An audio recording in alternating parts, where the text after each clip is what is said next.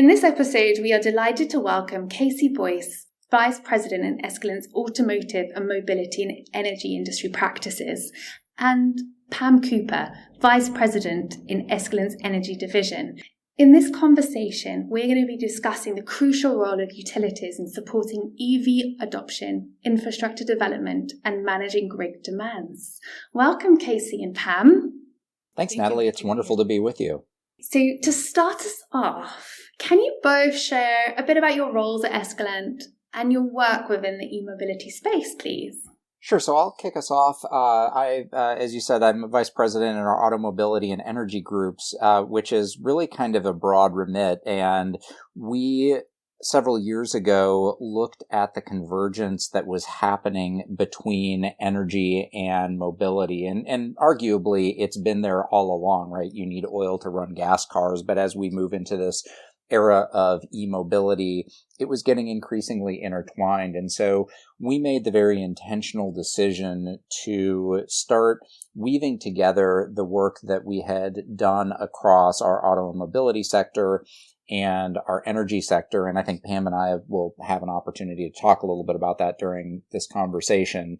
And so I really took the lead on that, in part because my group runs our syndicated studies across both sort of sectors. And one of the syndicated studies that we've now been running for 6 years is called EV Forward, which looks very specifically at the next generation of EV buyers from an ecosystem standpoint. So not just the vehicles, not just how they're charged, but really how both of those things come together and influence the adoption of EVs. Thanks, Casey.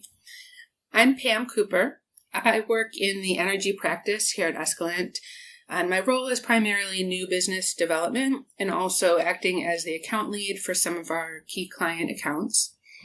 And recently, I've been fielding quite a few requests from utilities and also from companies that haven't historically been in the energy space about new technologies in e-mobility, such as vehicle-to-grid technology, as well as household energy systems that incorporate multiple technologies. Great, thank you. And how would you describe the current e-mobility ecosystem? I can kick that off. For me, I would say it's still in the initial establishing phase, but it does have a lot of momentum.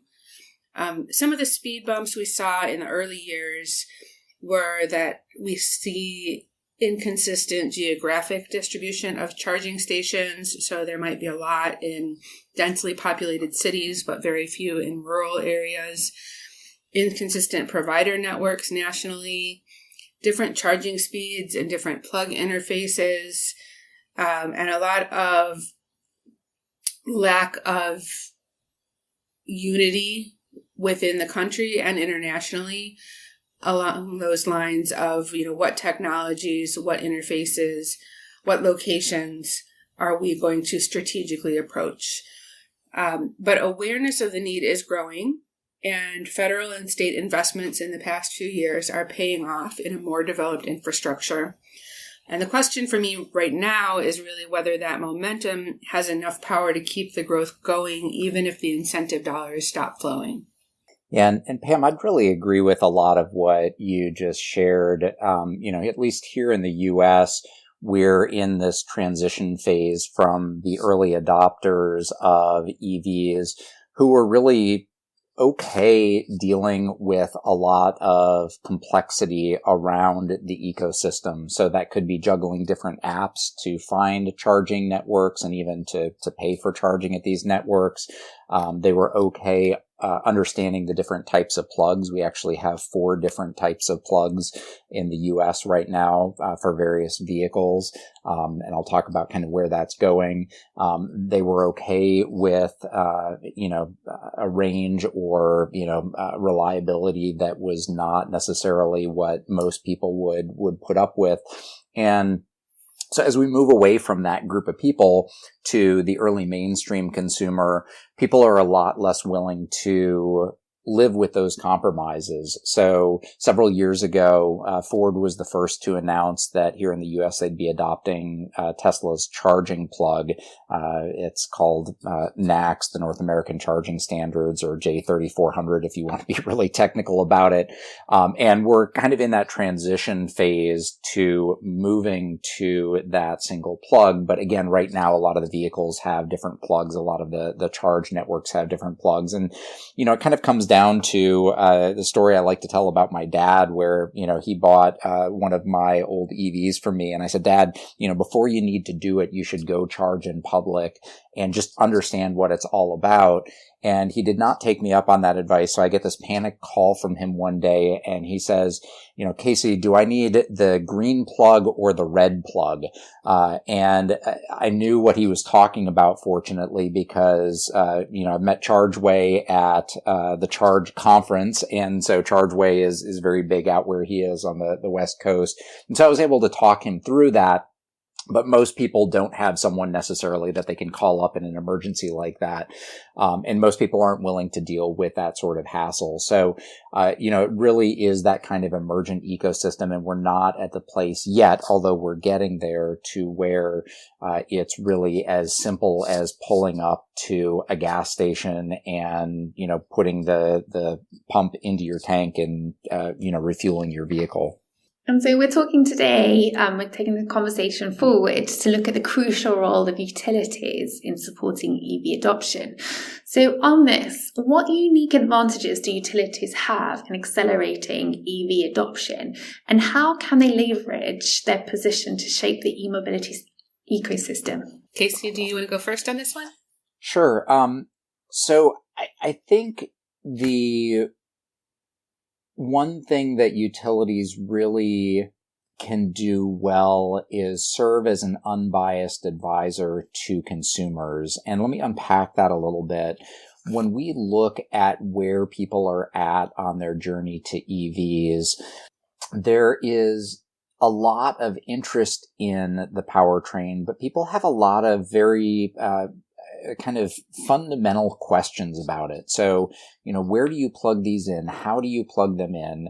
What does it cost to charge at home? How do you find a, good installer for home charging? What happens if you need to charge in public? Can you drive them through water? These are very real questions that people have about EVs. And looking at the automakers, they've not had to educate people on how to use gasoline for, 100 years plus, right? It's just what people grew up with and what they know. So they haven't had to do that education. And so in their communication and marketing, they're really focusing on the features and benefits of their vehicles to consumers. And they're having a hard time kind of stepping back to that just base level education before they get to features and benefits.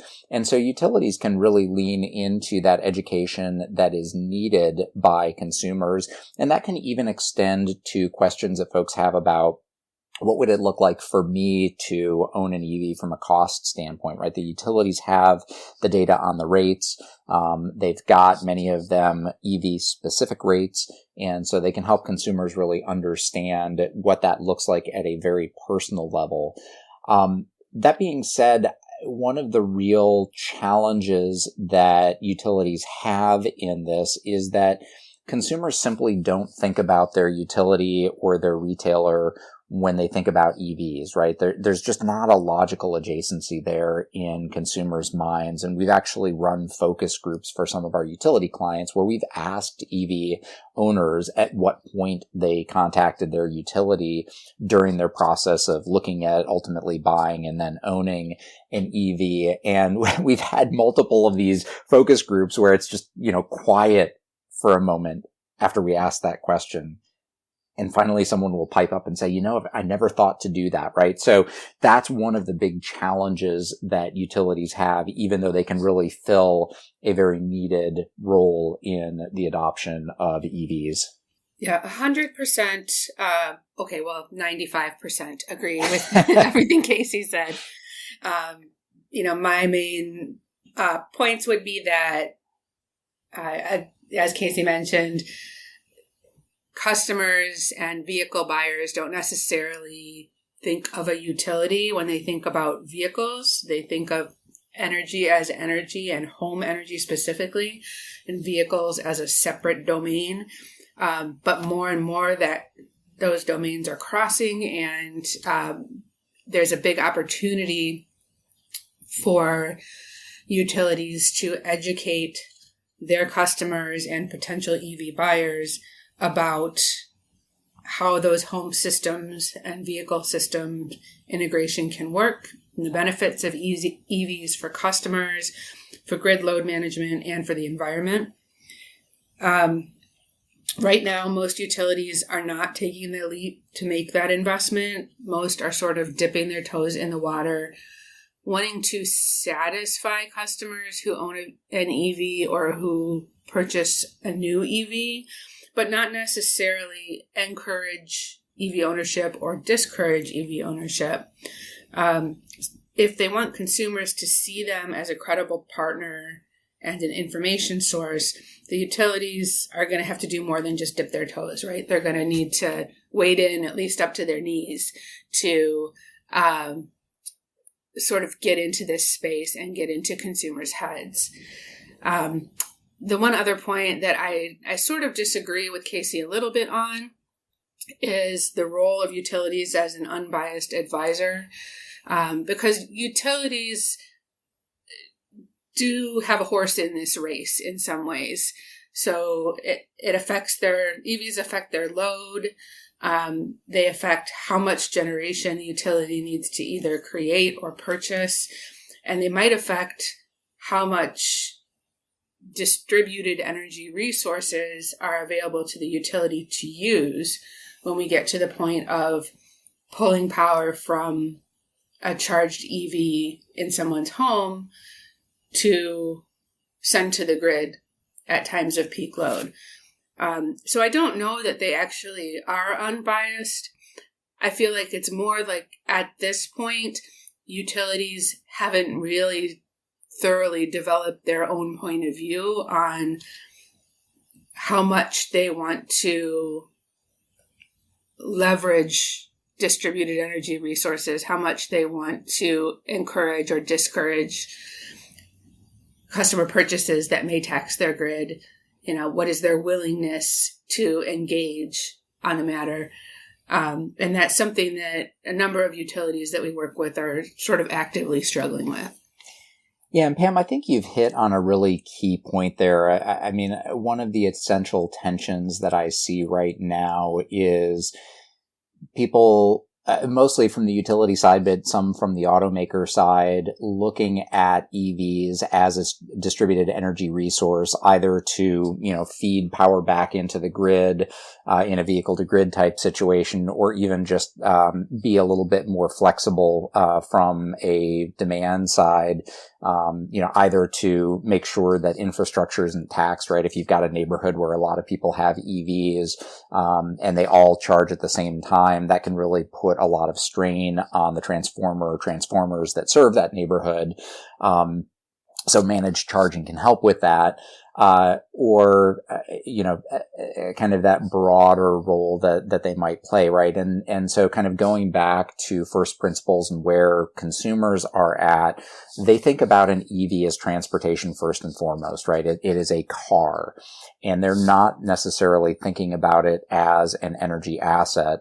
And so I think one of the challenges, and, we've been working very closely with a lot of our clients across both the auto and energy side to help them, cross this bridge here, is to help consumers get to the place where, whether they, regard the EV as part of the broader energy ecosystem, they behave in a way such that an EV can be part of that broader energy ecosystem. And I think we really, as we kind of transition to more renewable heavy grids, and we're continuing to see, pressures for grid investment and things like that, if we fail to cross that bridge to where EVs are part of the grid and interacting with it, it's going to be a very much a missed opportunity. So it's been really nice to see the interest that we've seen from our clients in understanding how to address this tension.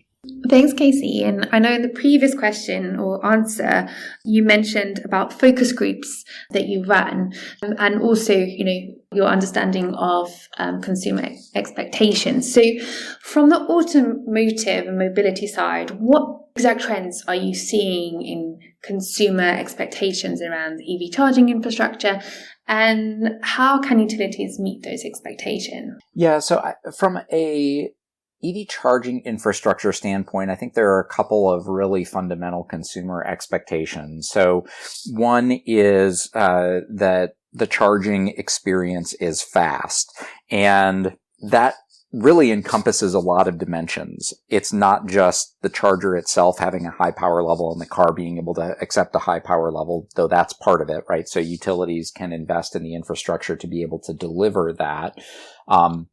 But it's also the location of the charging infrastructure. Is it right off the major travel corridors, right? Here in the US, you travel down the interstate and gas stations are pretty much right at the end of the off-ramp from the highway.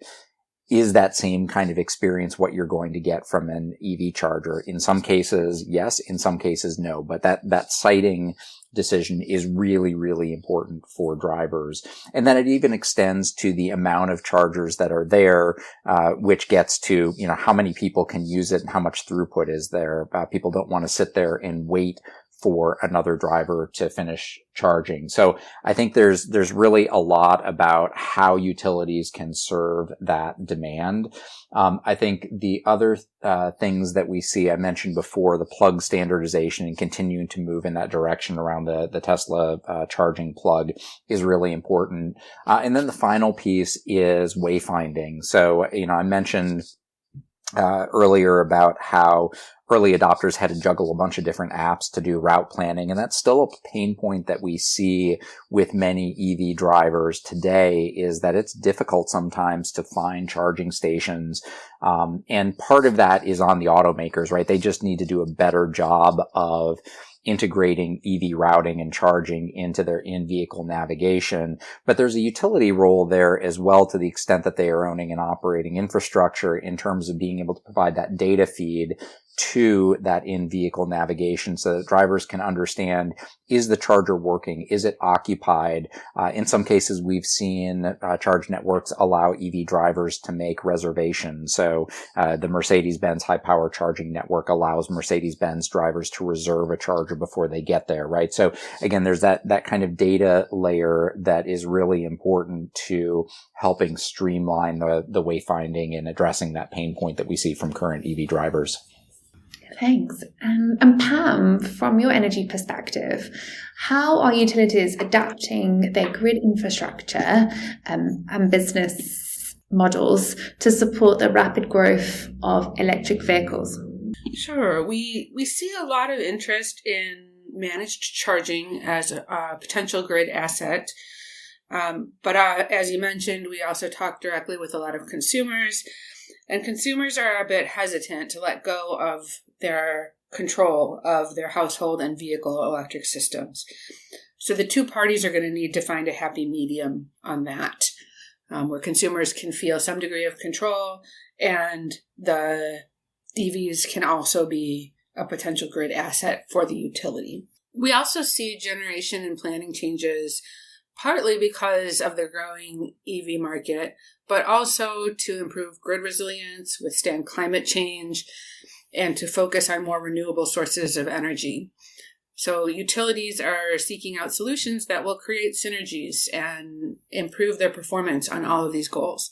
So we see things like microgrids and virtual power plants becoming more popular. And how can utilities collaborate with automakers, charging infrastructure providers, and governments to ensure a seamless and scalable EV charging network? Some of this is going to be about staking out whose territory is whose within the market. Right now, both utilities and automakers want to run managed charging programs, utilities as a grid asset and automakers as a source of revenue for them, selling energy back to the grid. Some automakers, Tesla, deliberately create their own software and hardware ecosystems that aren't compatible with outside parties. So this is an area where federal or even international regulation would be beneficial, just to make sure that car A can be charged by plug B, etc. And that would really encourage scalability. Yeah, I think one of the other areas that utilities can collaborate with those groups is around something that Pam mentioned at the outset, the idea that a lot of infrastructure investment is happening in more urban areas. And the U.S. government's NEVI program, which is a little bit up in the air right now, really was intended to fill in gaps in more rural areas, places that the market wasn't going into organically to provide charging. And I think there is a role for utilities in backstopping that, in the sense that utilities are required to serve everyone, right? Even if you are in a very rural area and it's very expensive to run the distribution lines out to you, the utility has to serve you if you're in their territory. And so I think there is an opportunity, and we still need to kind of work out what this looks like from a policy standpoint, but an opportunity for utilities to say, okay, here are areas within my territory that the market is really, working as it should, right? Tesla's coming in, or Iona's coming in, or EVgo is coming in and building infrastructure here. That's kind of taken care of. But there are these other places in my territory that nobody is coming in and building charging, yet that's really important for owners, not just in that area, but elsewhere, to feel comfortable with using an EV for longer distance travel. So, being able to do that, I think is really important. I think the other thing that would be helpful for utilities is really engaging with the charge networks in particular to understand the economics of charging. It can be really tough to do public charging in a sustainable manner right now with certain utility tariffs because of the demand charges that are assessed, right? I talked about high power charging earlier.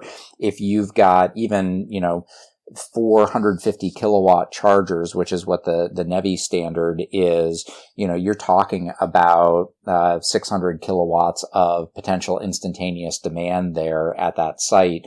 And those demand charges and the tariffs can really wreck the economics for that charge point operator. So working with the regulators, working with the charge point operators to have a tariff that allows those charge point operators to cover the costs to serve them, certainly. I'm not suggesting otherwise, but also helps make the economics of charging more feasible for the charge point operator is really important.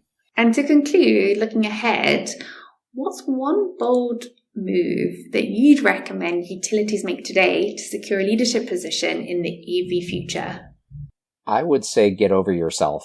And by that, I mean, there is this kind of reflexive desire when utilities are talking about EVs that, of course, our consumers are going to come to us for information on EVs or on managed charging or on rate programs. We're the electric utility. And the reality is that is not the case. I do think that utilities have a very crucial role to play in the e-mobility ecosystem. And, hopefully that's come through in my comments. I think Pam certainly believes so as well. But to play that role, utilities really are going to need to collaborate with others.